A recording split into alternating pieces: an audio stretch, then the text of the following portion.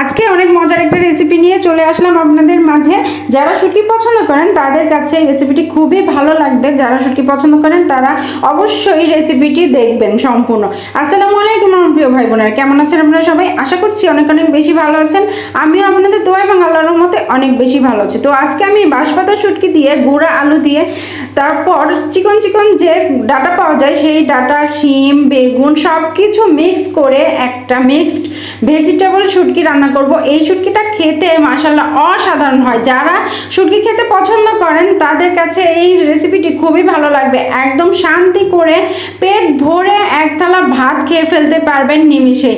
মানে কখন শেষ হয়ে গিয়েছে ভাতটা আপনারা টেরও পাবেন না। তো প্রথমে আমি কড়াইয়ে পরিমাণ মতো তেল দিয়ে একটু পেঁয়াজ কুচি দিয়ে শুটকি ভালো করে পরিষ্কার করে নিয়ে তারপরে একদম ভাজা ভাজা করে নিলাম, একদম গুঁড়া গুঁড়া করে, মানে ভেঙে ভেঙে নিলাম।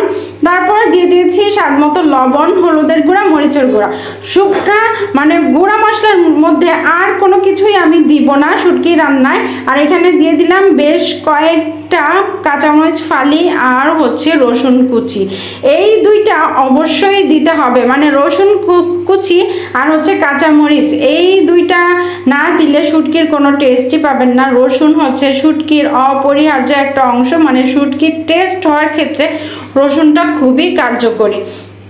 তো মশলাটা যখন একদম কষানো হয়ে গেছে, তেলটা উপরে চলে এসেছে, তখন আমি দিয়ে দিলাম এখানে মিক্সড সবজিটা, বেগুন, শিম, তারপর মানে চিকন চিকন ডাটা আর হচ্ছে গুঁড়া আলু। গুঁড়া আলুটা আমি খোসা সহই নিয়েছি, কারণ এটা আলুটা খুবই ছোট, এটার খোসাটা ছাড়াতে গেলে খুবই কষ্ট হয়। আর খোসা সহ এই আলুটা খেতে খুবই ভালো লাগে। এই আলুটা কিন্তু শুটকি দিয়ে খুবই মজা হয়েছিল।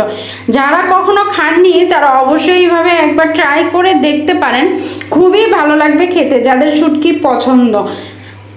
আর এই রেসিপিটা আমার তো খুবই ভালো লাগে খেতে, অনেক মজা হয়েছিল মাশাআল্লাহ। এই রেসিপিটা কার কার ভালো লাগে এইভাবে, আর কারা কারা এইভাবে শুটকি রান্না করেন অবশ্যই কিন্তু কমেন্টে বলবেন। দেখুন মাশাআল্লাহ কতটা লোভনীয় হয়েছে।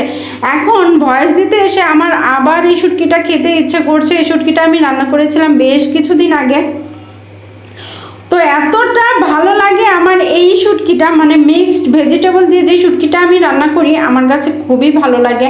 এমনকি আমার শ্বশুরবাড়ির ওরাও খুবই পছন্দ করে, তারপর আমার বাবার বাড়ির ওরাও খুবই পছন্দ করে।